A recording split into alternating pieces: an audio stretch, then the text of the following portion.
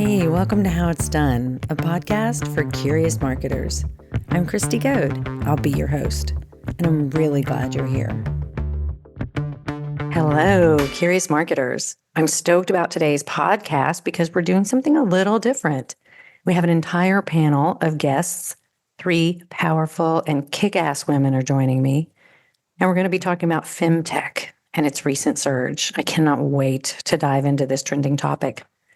We're also going to talk about the impact of AI and FemTech as part of our wider AI series, as well as how this sector is being disrupted, the power of branding, marketing, and PR, as well as how this sector is being disrupted and the power of branding, marketing, and PR for new entrants, as well as established players.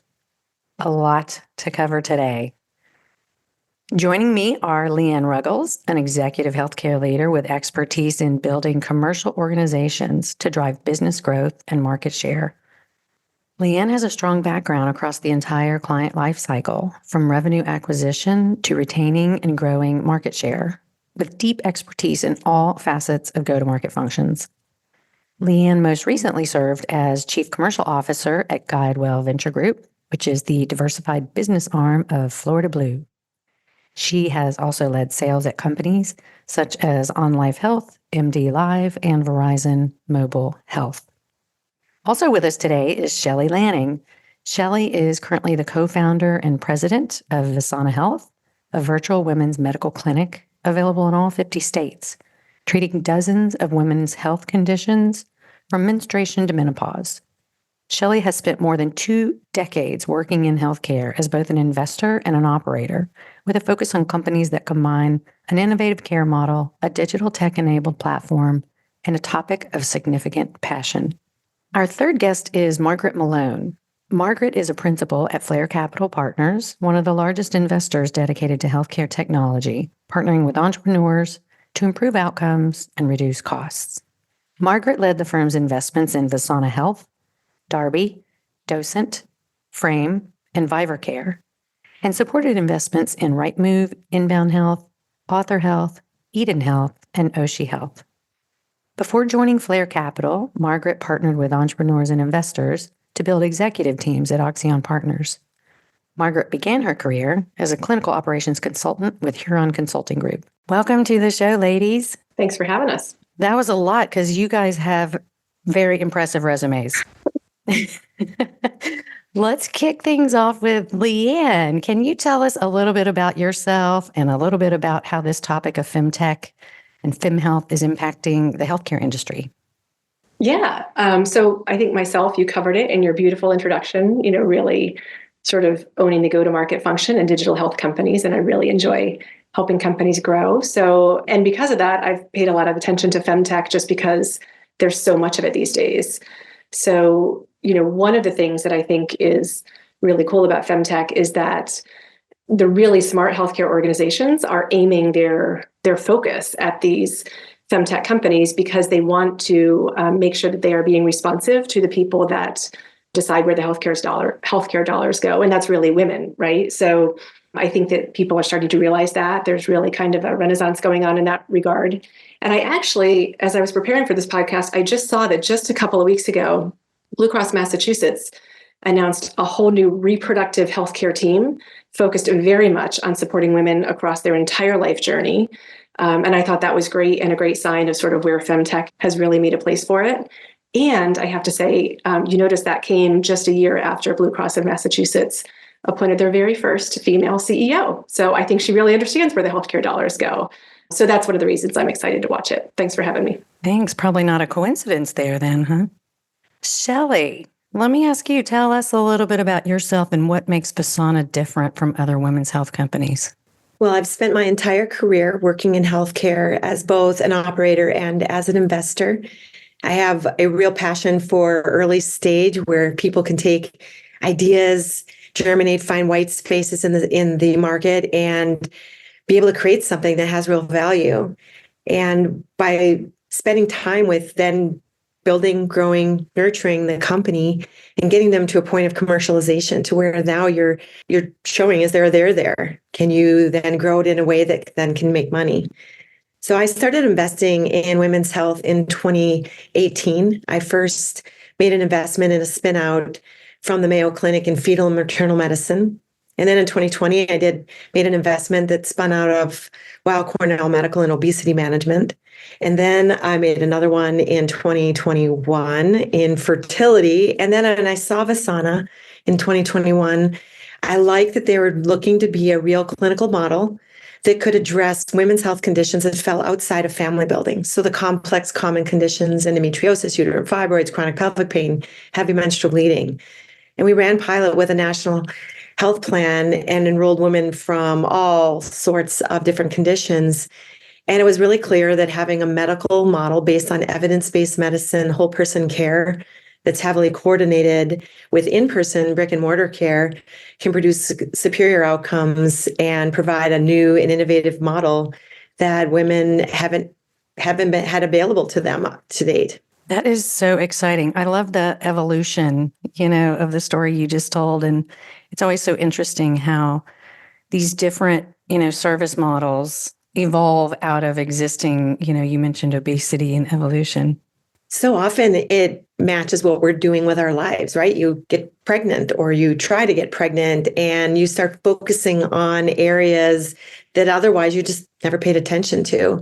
And where Visana was really interesting is you get past that baby building stage of your life and you realize that there's nobody focusing on anything in women's health until just recently. We just never even talked about it. So it's been really interesting to see the whole environment of women's health just blossom with lots of new opportunities. Hear, hear. Margaret, I would love for you to jump in and introduce yourself and either comment on, what has been stated already by Leanne and Shelly as part of their introductions, but also just talk about what you're seeing in the overall FemTech space and, what trends you're seeing. Yeah, well, it's great to be here. Thanks for having all of us. Very much excited to be part of this conversation, especially, I think, so March is Women's Health Month, so timely conversation on that front too.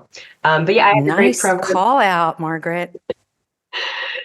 Totally. So I have the great privilege, as you alluded to in your introduction, of working with the Visana team and a handful of other companies as part of my role at Flair. And I'd say why I'm excited about this space. There's just enormous opportunity, white space that still exists in women's health.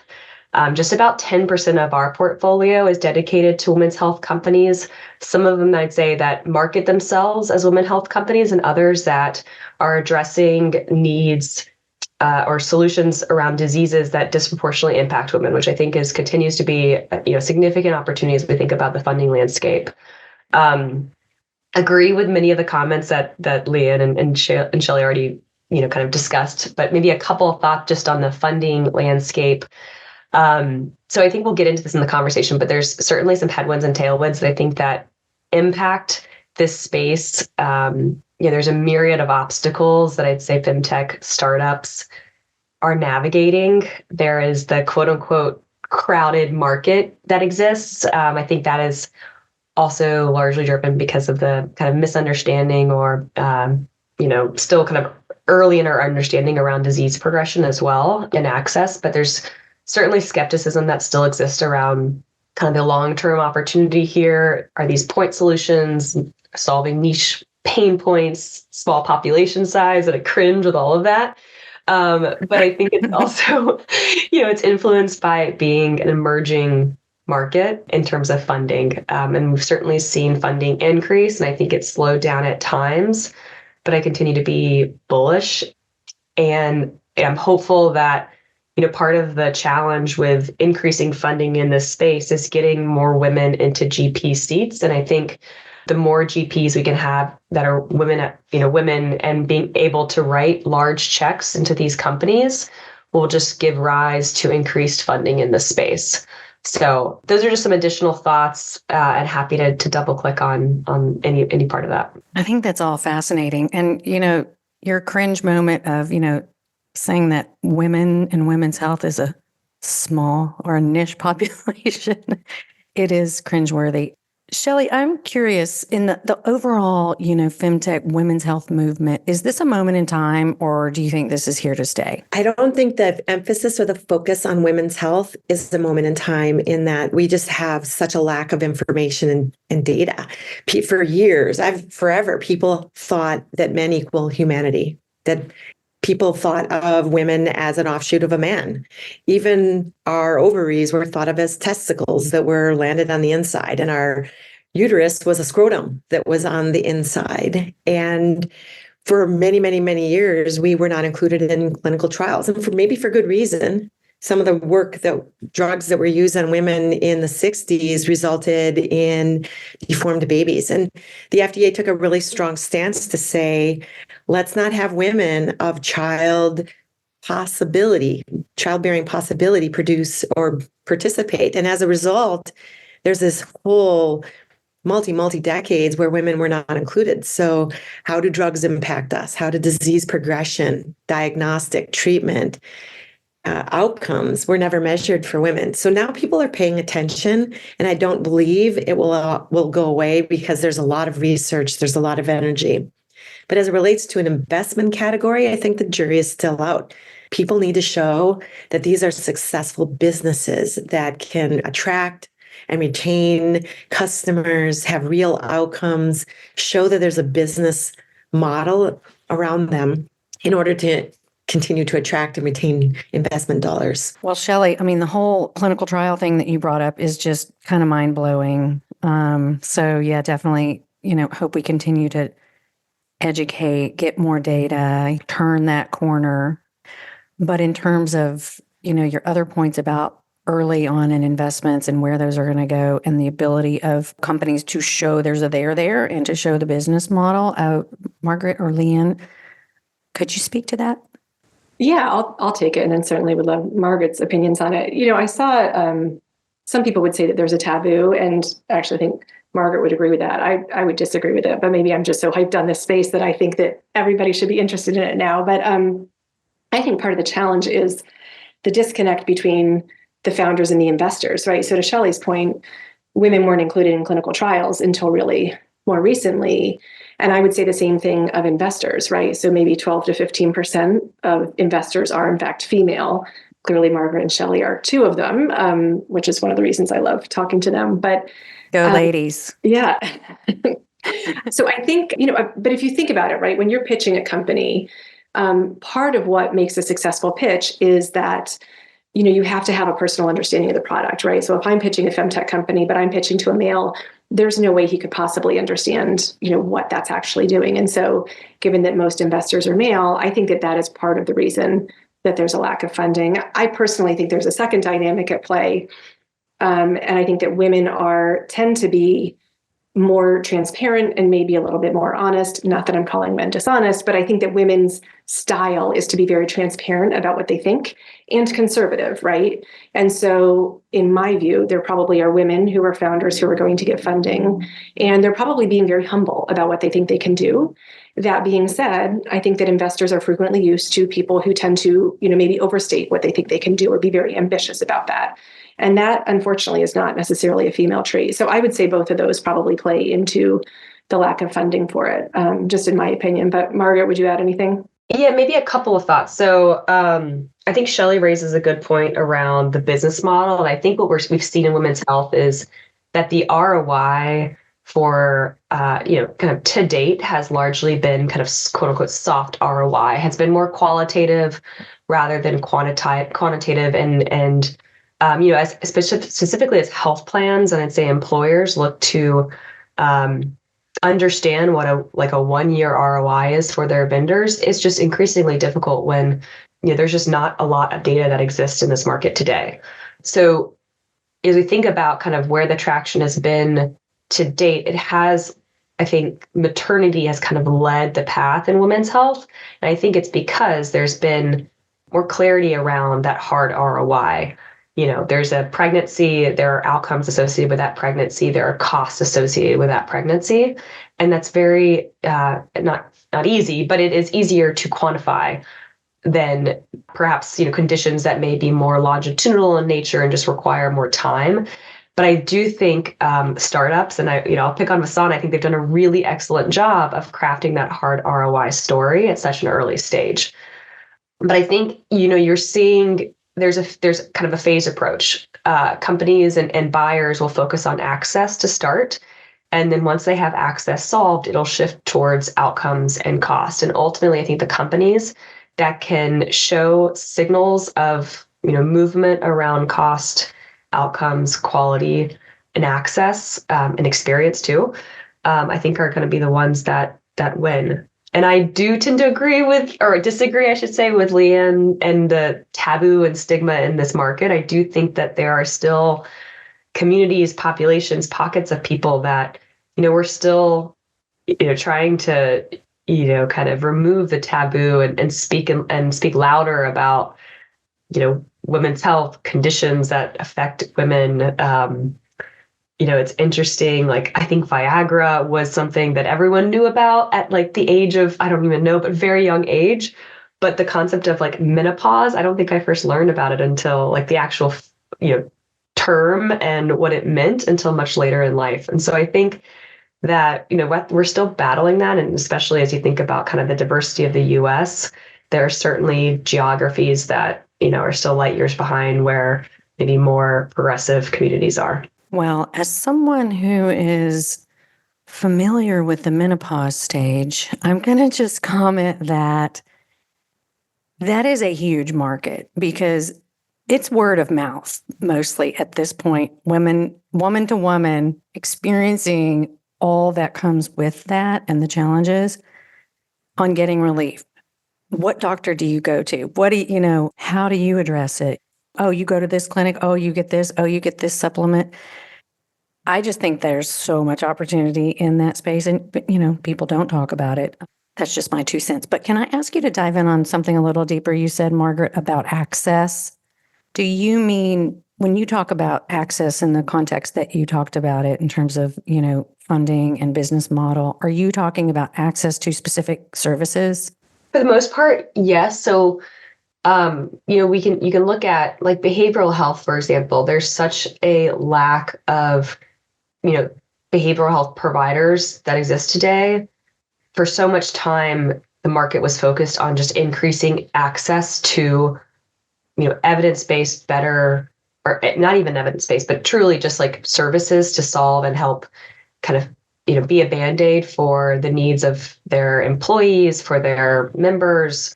And I think what you're seeing now is, and we've heard this even, I'd say particularly on the health plan side, they're now looking to quantify the outcomes of those treatment and, what is a evidence-based care provider versus one that isn't, and how are the outcomes tracking between those two groups? And are their patients happy? Are their members happy? Are they seeing results? And so I apply that to the women's health space. I think, for a number of, and we're still, I think in this, like it really has been increasing access to like OBGYN. There are OBGYN deserts all across the country, and just increasing access to that service is, critical for so many communities.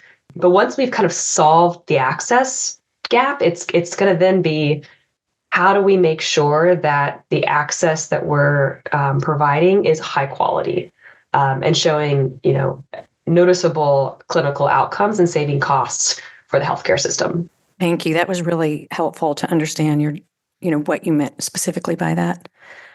Okay, I'm going to shift gears just a little bit, ladies. We said at the top of the podcast we were going to get into artificial intelligence. AI is such a hot topic. Like everybody's talking about it. It's almost like ad nauseum at this point. But I'm curious.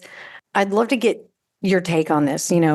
How is AI being used specifically in FemTech, if at all? Where do you see it evolving? And like, how important is it to the FemTech space, whether it's, how services are getting delivered or how you're approaching marketing? I'm just super curious about this. I'm AI curious. So because I am not a FemTech expert, I'll sort of give my 2 cents on using it from a sales and marketing perspective. And I would say that, having led sales teams in high growth companies, salespeople love to talk buzzwords and they love to use sort of the next big thing. So I guarantee you everybody is talking about it, whether they have it or not. And now the irony in that, I would say, is that the healthcare system, specifically payers and health systems, I would say, are very conservative in how they buy, right? So they really prefer to buy vetted products. So I think that what you're going to see is, a little bit of a backlash of people talking about AI. I think already there's some disbelief in how relevant that is to any given product.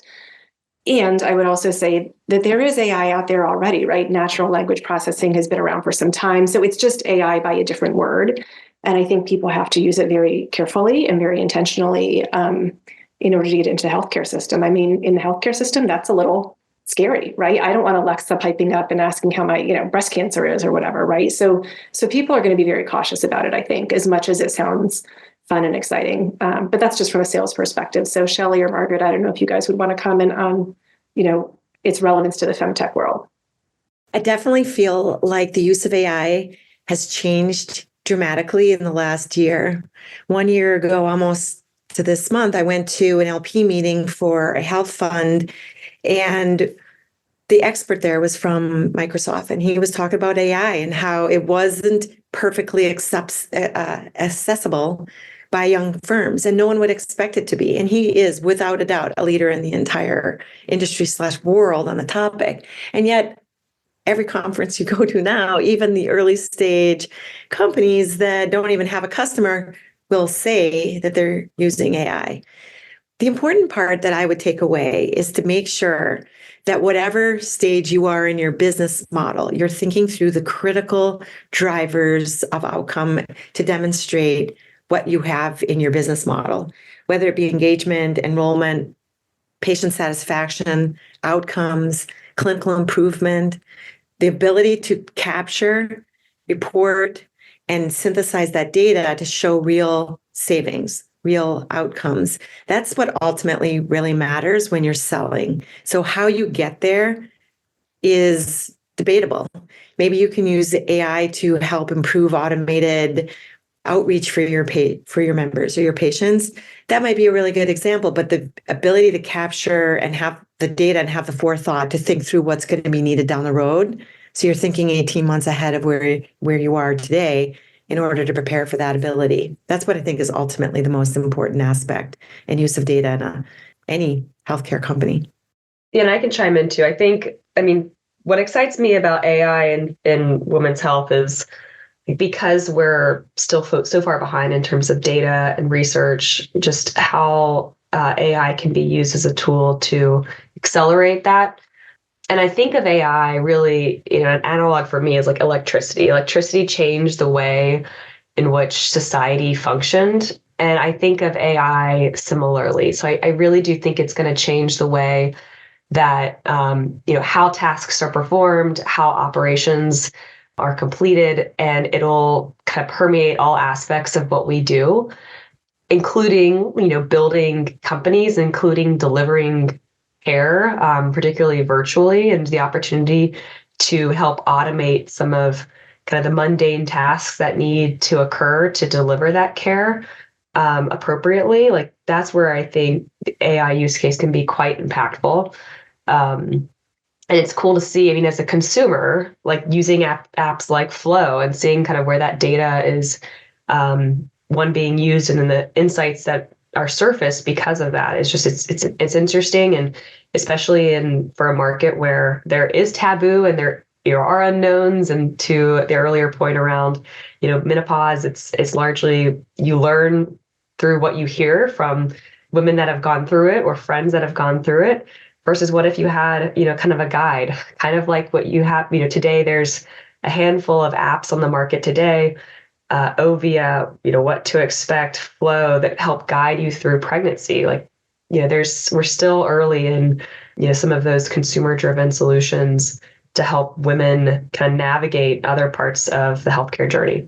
That's awesome. I know, our podcast is a podcast for curious marketers. So I would love to really, dive in a little more deeply. And, my agency, we're, playing around with how to use AI, Chat GPT, those kinds of things, in our work. I think a year into sort of like the big awareness around Chat GPT and AI and all that is like, there was like initially there was fear and it was just going to change everything immediately. But I think we're all, experimenting and learning ways to use it, how to use it, the ethics of using it.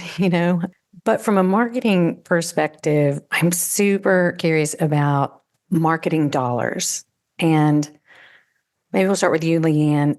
Do companies have to spend a lot of money on marketing? What if you're a small company and you don't have a huge budget? What if you're a startup in the FemTech space, for example?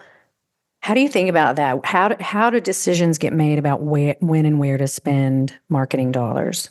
Yeah, I mean, I think you have to be very pragmatic. And the short answer is no, you don't have to spend a lot of marketing dollars. And I think the conversation we just had on AI is incredibly relevant, right? there are programs that I can put in a description of what I want and it will create a video for me or a picture or a slide deck. So I know that marketers are sort of getting very excited to see what can come out of this at the same time as they are a little bit cautious about the sort of the IP impact there. But I would say as a general rule, AI is going to be a boon for people who do not have a large marketing budget. I would say for small companies, it's important that you get your brand right and that you get your messaging right. And so again, having led sales teams, and sometimes we as salespeople have a tendency to go say that we can do everything and be everything that the client or the prospect wants. But I think you have to nail, here's who we are, here's the value, and really start with that. And then you can easily, you need a sales deck, you need a sales sheet, and then you need your salespeople to have good relationships. But I would say you don't need, like you see some of these companies who go out there and they spend all this money on a sponsorship, $75,000 just to speak at an event. And I don't think you need to do that. I think you can be very thoughtful about where you go. You can attend events. And if you have the right relationships, you can get those meetings without spending the 50 or 75K to sponsor. And then you can be very intentional about what you do sponsor and just cherry pick a few shows that you know exactly the right audience is going to be there. And I think it's also important that a marketer have the ability to create a crawl, walk, run plan. So when we have this much budget, then here's the things that are really important. I have to get these things done. Oh, but if Mr. CFO, you could give me this much more, here are the things I would do and why. And that's really important. I had one marketing leader once who, for crawl, walk, run, he said, oh, we'll do 4 shows and 20 emails, and then we'll do 8 shows and 40 emails, and then we'll do 12 shows. And it didn't make sense. It was just, that doesn't make sense. You have to be very intentional about where you put those initial dollars. And then every additional dollar, what's the value you're going to achieve from that and why? So, and then my other advice to marketers would be stay very close to your CFO. I know sometimes it can be intimidating as a marketer, but I've always had great relationships with my CFOs. And as a result, they have had trust in me that I'm not going to spend those dollars, not wisely, right? And so that's really big because you can have that conversation. He can ask the questions. You can have the dialogue around what you're doing and what you would do if you had more money and why. Versus, I think sort of marketing is always, my last head of marketing always used to hate getting called by the CFO. She's like, oh no, he's going to cut my budget, right? There was sort of an element of fear, and so it's important to be able to have that two-way conversation. But no, short answer is you definitely do not need a lot of money. And if you have good and happy clients, you need even less money because they're very referenceable and you can use them for free. So just my 2 cents. Good advice. I don't hear that advice about the relationship with the CFO very often, but that's very insightful. Shelly, what are your thoughts around this? You probably struggle, as the founder and CEO, and an investor, like you understand all sides of it. And I think, I'd love to hear how you think about it. How can marketers better understand the position that you're in and the roles that you play, and then how you're making those decisions and what you need to know from your marketing team or your agency partners to be able to buy in or to understand, why you should spend money in certain areas. Well, first I'll start by saying I'm actually a co-founder and president. I'm not title shifting. My apologies. Oh, that's okay. Totally okay.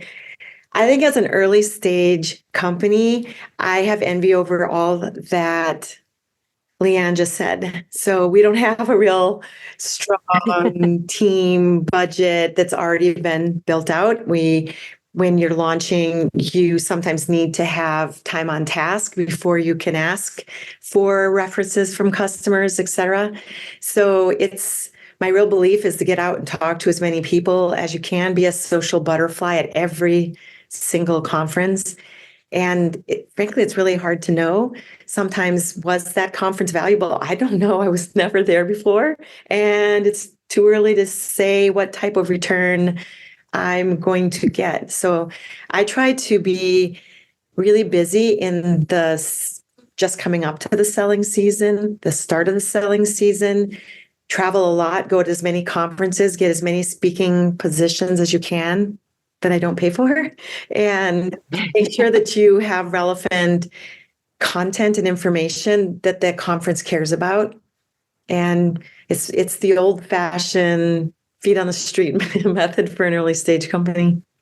I aspire to have what Leanne was saying. What about from like you mentioned earlier, well, we all talked about sort of the lack of data in this space, but like really needing that data to be able to make the case. And, good marketing is always very data driven. Do you see opportunities, kind of from like the big M marketing perspective in terms of how you go about, like how important is that data? Are you able to gather some of that information in any of the work that you're doing that can maybe in the future help power marketing? I stand behind the necessity to have data. And even if it's Shelly Lanning putting it together in Excel and it looks very, very JV or C squad, and then you try to put a little bit of color around it on a PowerPoint, the data is what drives the interest. The data is what shows the potential health plan partner or self-funded employer why they should care.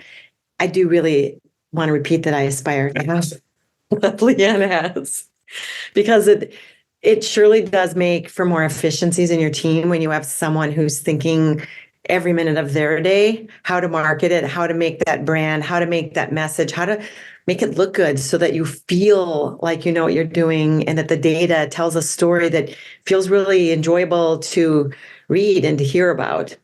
And so as an early stage company, we're still trying to sow our oats there. Right. But you're obviously gathering very valuable data about the members, the patients, the consumers, if you will, and their behaviors, which is extremely valuable, but a lot of times really hard to tap, and especially hard to tap into and leverage for marketing and sales. And one has been my experience. Sorry, one point of clarification. We're early from a rounds of a financing perspective. I do not feel like we're early from a work with health plans, lives under our care, our ability to have real customers that span a scope of small, medium, large, and jumbo. So our care model has resonated very, very well with payers. And we've leaned very heavily into the data and the outcomes, but we consider ourselves early stage in that we don't have a fully baked marketing infrastructure established just yet. Right. So, Margaret, I would love for you to chime in. That's a great segue. How do companies know, how do investors know when is the right time to invest in marketing, to bring internal marketing talent to the table? And then, I find it's interesting. A lot of times you might be able to hire an internal person, but that person still needs support, whether it's additional team members internally or outside agencies that they can leverage to actually get things done. That's where I see a lot of the friction and the challenges come in terms of, these things take time and they take money and they take expertise. As an investor, how do you guys think about that and how do you advise your portfolio companies? It's a great question. I think there's probably a couple of different ways of thinking about it. I'd say, at the earliest stages of a company, most of the marketing is, kind of founder led to like what Shelly just described. Because you're trying to, have the signals of product market fit. You're trying to, you may have one customer that you're driving, if it's a tech-enabled service enrollment for. But if you were to hire, like a head of marketing or build out that department, like there just may not be enough work yet for them to really run and execute on, because you're kind of, you're building the car as you're driving it in a lot of ways. But there's an inflection point where you start to see and recognize that, like, you need to invest in marketing, you need to invest in growth, and that may require a dedicated team member to really take it off. And I think that typically comes once you have a couple of customers. But it looks very different every single company. So I'd say we don't have kind of like a framework set in place, but certainly like kind of think about all the different inputs and signals that we're learning. But there's, I think there are breakout companies, and I think that's partly why we invested in Visana. It was like there were some really interesting signals around just kind of the interest and experience and delighting the people that were coming to Visana, and replicating that is ultimately what the team is so focused on today. But it's hugely important. And I'll put a line out there. I'm in the process of working with an expert in this space right now to really unpack this question, Kriste. So more to come on that. Hopefully I need to know more, Margaret. I'm excited for it. It essentially the topic is, what is growth and how does it look and differ between stages of companies? How do you interview for growth leadership? How do you think about the different marketing tools to really accelerate? And in the environment that we're in right now, where there's a heightened awareness around profitability, especially at the earliest stages, how do you balance kind of growth at all costs with the pressure of demonstrating profitability and sound business fundamentals? So much more to come, but I'm excited to dive in here, and we'll certainly share it as follow-up. Kriste, one thing I would sort of add on to loop back to what Shelly and Margaret have both mentioned is, if you have ROI and if you have the data and if you have the clinical outcomes, you don't need as much marketing dollars, right? There's so much marketing, companies shall remain unnamed, but there was one company where they spent $700,000 on one event at one conference, right? They brought in a band and all that. And they needed that because the product, didn't have outcomes yet, right? It was brand new. But I think if you have outcomes, people listen. And specifically in this environment, I think buyers are listening to outcomes, right? So if you don't have a strong ROI right now, you're not going to get the attention of a buyer at a health plan, in my opinion. But if you do have an ROI, then that opens the door. So conversely, if you don't have an ROI, you need to do a lot more to get their attention. There's maybe more dinners, more press, more whatever. Versus if you have an ROI, I think you can save on those dollars, right? And it sounds like Visana has that, and they're continuing to track that data, which is important. I will say, I think women's health is unique in a lot of ways because people are so desperate for solutions that if you have a great brand, experience, you're able, some companies have been able to get in the door and sell because they've activated certain leadership team members, and, they're so passionate about, what particular solution. So in a lot of ways, I think, while I totally agree, Leanne, with that comment, like clinical outcomes, and we're firm believers. And, if you have the clinical outcomes and the care model, ultimately you'll drive differentiated and long-term, durable success there. But it is interesting because I think this market is so hot and people are making decisions left and right that companies that are more well-known sometimes are the ones that are winning bids because of just brand awareness.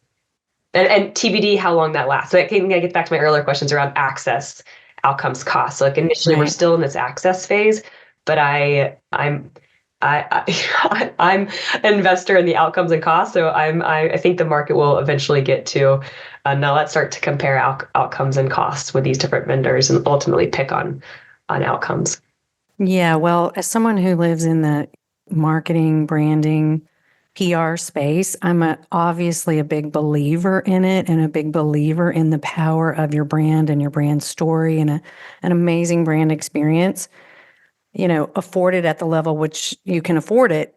But ultimately, you have to be able to deliver on that, right? You can spend whatever amount of dollars and come out and make a splash and have a beautiful brand. But if you can't actually then deliver on that, that's going to pretty quickly crash and burn. You are going to have to there's got to be a there over the long term. And I've run into that more times than I care to admit, that there's a big push and pressure on marketing to do the impossible. It's like, okay, we have to have something to be able to talk about. And if not, we have to then create that story through some thought leadership, some research, let's just shine a big light on the problem and become an expert, voice in that space, if nothing else. So I do, especially in the health tech space, you see so much, or at least we have up until now, with the kind of the current, slowdown in funding and whatnot. We've seen so much of that, just dollars just flowing into marketing and brand. And then, in a few short years, that brand isn't even there anymore.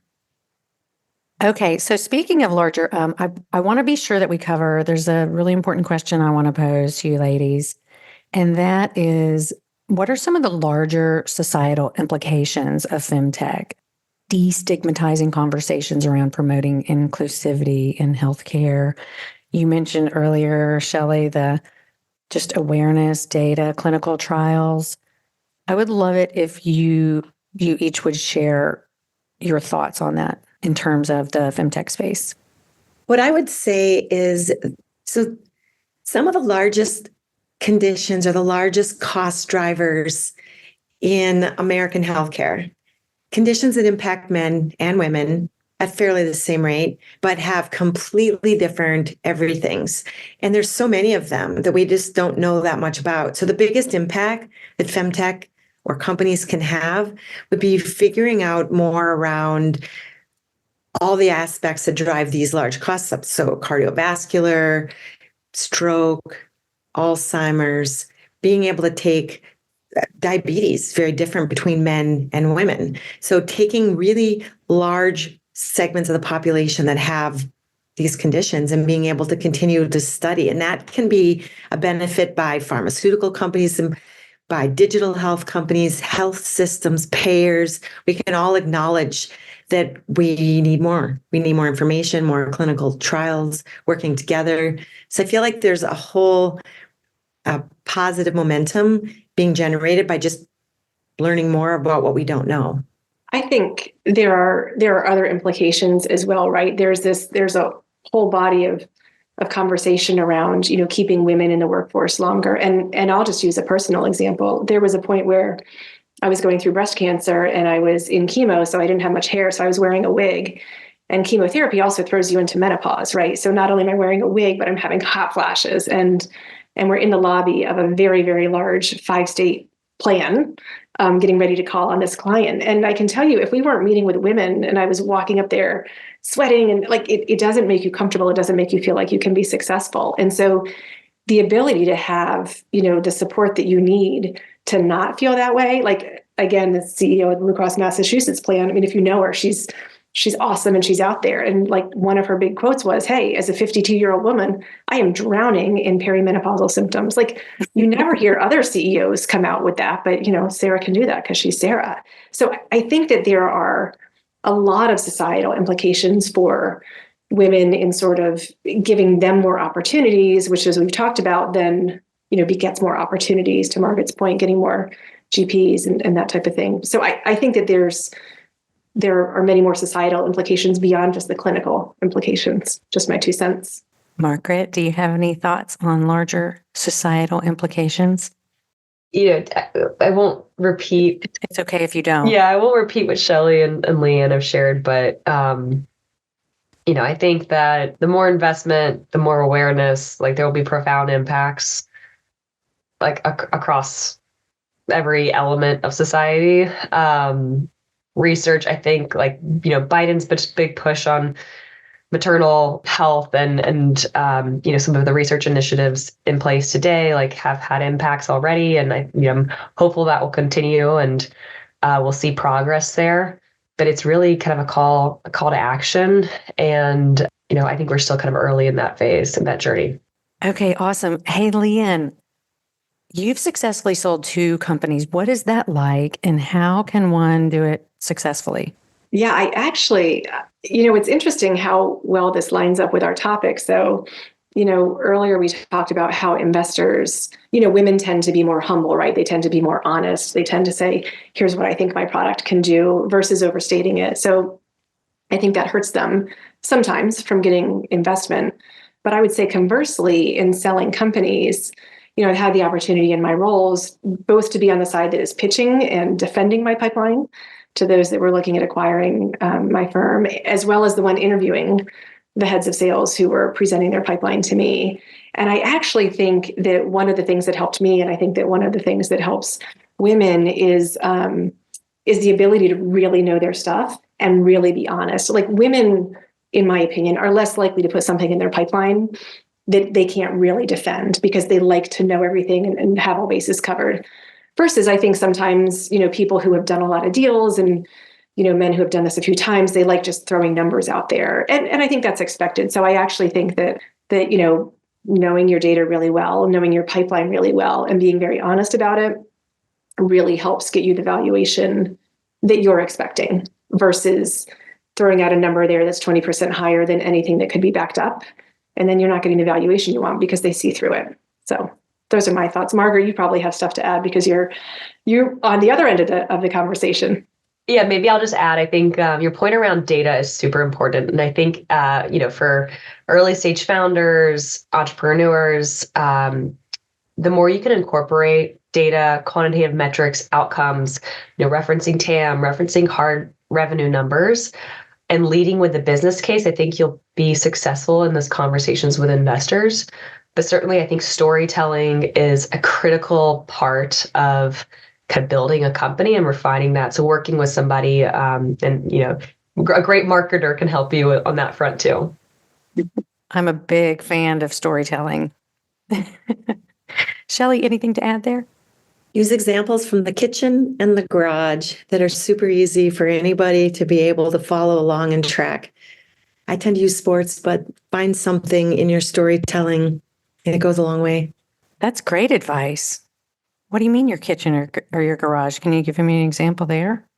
Well, you could explain the concept of NMR, nuclear magnetic resonance, and you can take a really complicated topic and be able to say it's like having an oyster fork, a salad fork, a meat fork, a dessert fork, and they all have different characterizations. They're very similar, but they're different sizes, right? And so all of a sudden, the person who maybe is a history major or a non-scientist by training will say, oh, I kind of get it. That's really crazy. So find examples that are from everyday life that then people can feel like they understand what the most complicated thing you're trying to explain and why that's really important. Simplify and Story. less jargon. Mm-hmm. Awesome. I love that. I'm going to use that later today. That's all very good advice. Okay, well, sadly, our time together is coming to an end. So I want to thank you, ladies. But before we close, I'd love to ask a burning question. And I've got a couple. You guys will do a round robin, take your pick. But I'm really curious what you're reading right now and or what's your favorite form of media? Where do you get your news? So I'll go first. So what I'm reading right now is a book called Never Split the Difference. It's a negotiation book, but it's written by a guy who was a hostage negotiator. So it's got, some good lessons, and then as well as some good anecdotes there to keep you interested. And then I would say, that's my favorite form of media is books until you invited me to be on this podcast. So I started listening to them more often now. And it's perfect because you can do stuff while you're listening to stuff. So I would say podcast is my new second favorite. I love that. I would say that one of my New Year's resolutions was to read more books. I love to read, and I find myself reading everything, journal articles, scientific papers. So I'm constantly reading, but they're not books. They're not stories. And I decided I would do a minimum of one a month. But what I'm doing a little different is I'm reading books. I'm rereading books that I know I loved back then. And it started by me wanting to read what my children were reading for their classes. And so I'm currently reading To Kill a Mockingbird. And it's pretty wonderful to read it as an adult when you have children. in middle school. And it's really wonderful to see through those point of view. And I would agree then on the second point, I'm a big fan right now of the audiobook. I walk the dogs in the morning and I do a podcast, so go Spotify, or I do a book on tape, and it's pretty wonderful. You can accomplish a lot at the same time. Awesome. Margaret? Sure. So I'm currently reading or kind of rereading, but I highly recommend. It's called Talent, the Market Cap Multiplier. And it's all about talent, and actually from the perspective of one of the partners at General Atlantic, and just really interesting to hear, kind of their investment thesis around people, and highly recommend. That's my workbook. I'm also reading How to Survive Toddlerhood, because that is a very real challenge right now in my life. And then in terms of favorite form of media, I'm pretty old school. I love a good newspaper. I try my best to read The Economist every week, and we have a paper format, but you'll typically see me getting kind of daily news through the digital means, podcasts, and various sources online, Axios, LinkedIn, all the above. That's awesome. So I can put you in the category, Margaret, of maybe one of only a handful of people I know in my life that still gets a physical paper copy of a newspaper. Yeah, it's probably You're my wasting people. trees and paper, but There's something about it, though, right? Yeah, a cup of coffee and a paper. It's pretty nice. Yeah. Well, thank you, ladies. This has been so amazing. I'm sad that our time together is coming to a close. As always, though, for our listeners, we will include links, background, and we'll go ahead and throw in links to all of the books and podcasts and news sources that have been mentioned on today's podcast. So be sure to check those out on our website, growwithfuoco.com/howitsdonepodcast, or wherever you get your podcast. And don't forget to hit the subscribe button so you never miss an episode. You can also find Shelly at visanahealth.com, Margaret at flaircapital.com.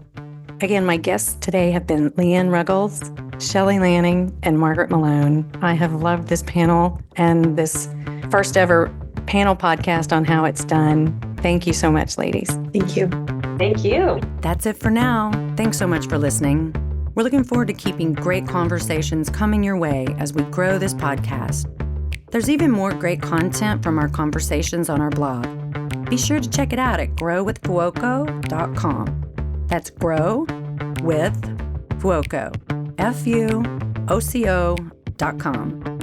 Stay tuned until next time, and no matter what, stay curious.